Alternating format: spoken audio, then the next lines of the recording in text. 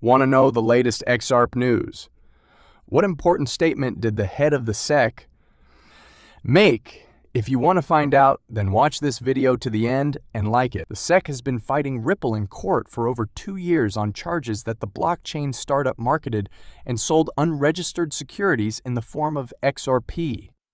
The SEC maintains that the major blockchain business violated securities laws via its XRP sales and is requesting that the court issue summary judgment in its favor. Yesterday, at a congressional hearing before the House Financial Services Committee, SEC Chair Gary Gensler addressed a number of questions on recent developments in the cryptocurrency market. One of the most critical concerns posed to the SEC was whether he considers XRP to be a security. One of the most important questions posed to the SEC chairman was by Congressman Warren Davidson, who questioned whether he feels XRP is a security. Surprisingly, the SEC chairman hesitated to answer the question with a yes or no. Instead, the SEC chairman said that the topic of whether XRP is a security is now in court, and that there are ongoing conversations on the subject. We're in court, and there's active discussion and litigation on that, Gensler said.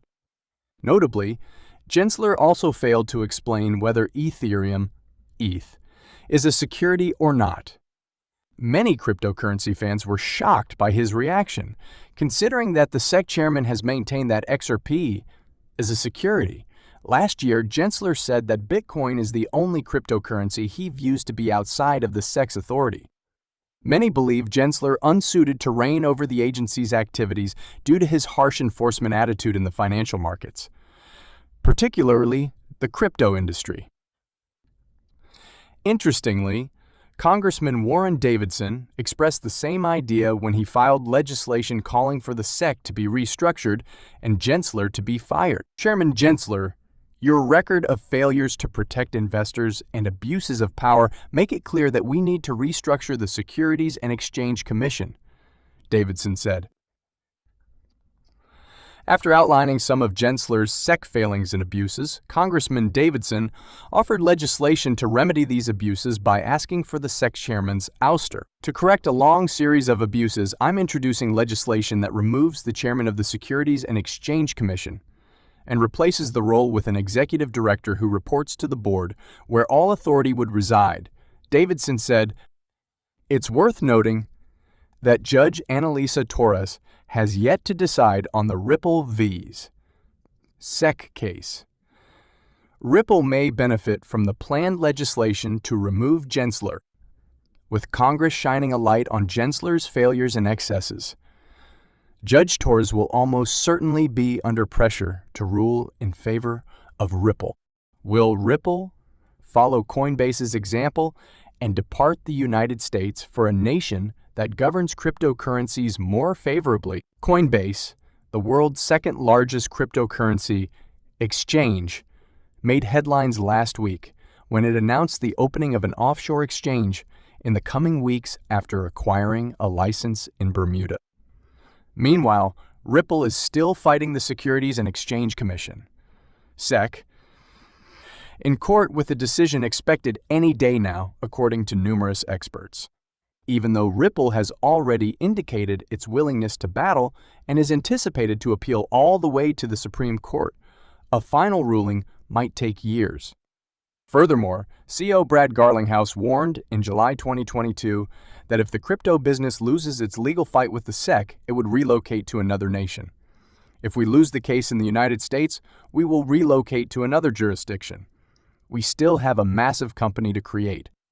Why do it in a regulatory jurisdiction that would be hostile to us? Ripple has been showing hints of growing its footprint in other nations and toying with their advantages in recent weeks.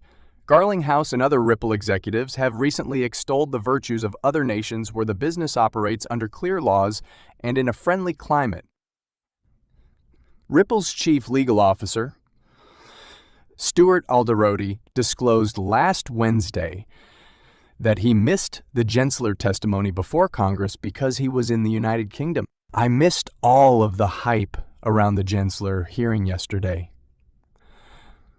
I am in London, working with our team to expand our company. I can't tell you how dumb the SEC seems from this side of the Atlantic. Susan Friedman, Ripple's International Policy Council, has frequently hailed the breakthrough innovation made forth by MiCA crypto legislation in Europe in recent weeks. She also said repeatedly that the current lack of compliance in the United States is due to a lack of understanding.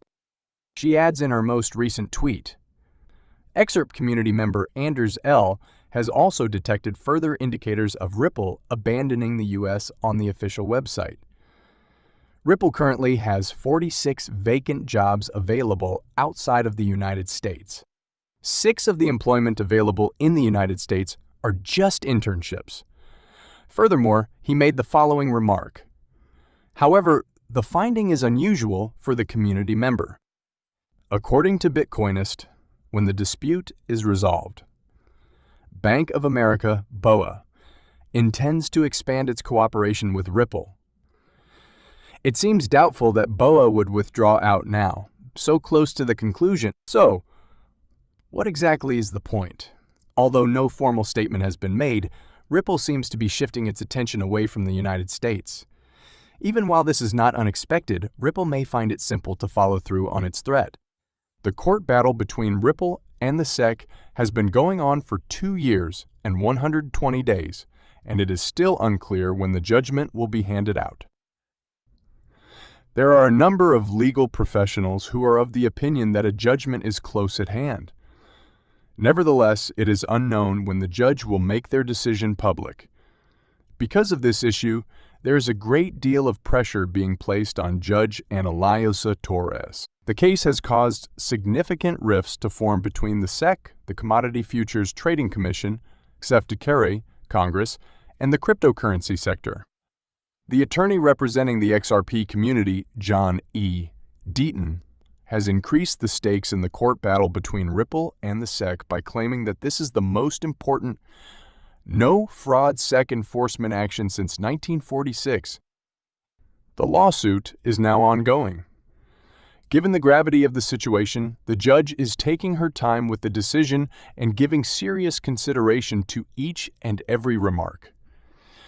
As was pointed out by him, if the verdict goes against Ripple, Judge Torres is aware that she is dealing with a conservative court, and if the finding goes in favor of Ripple, she will be required to defend it to everyone. If the ruling goes in favor of Ripple, however, she will not be required to do so. The lawyers John Deaton and James K. Phelan have hypothesized on the basis of prior decisions made by Judge Torres that a judgment may come as early as the beginning of April and as late as the end of the month. Ashley Prosper, a member of the XRP community, has also forecasted that this week would be eventful. She based her prediction on Judge Torres' judgment on the Daubert petitions, which took 52 days to determine. Judge Torres is under a great deal of pressure as a result of the Ripple v. SEC court case because of the importance of the issue for international commerce and banking. It is not certain when precisely the judgment will be released. Nevertheless, it is anticipated that it will be forthcoming in the near future. Ripple and the SEC both have more to lose as a result of this lawsuit, and the cryptocurrency market is waiting with bated breath for the decision.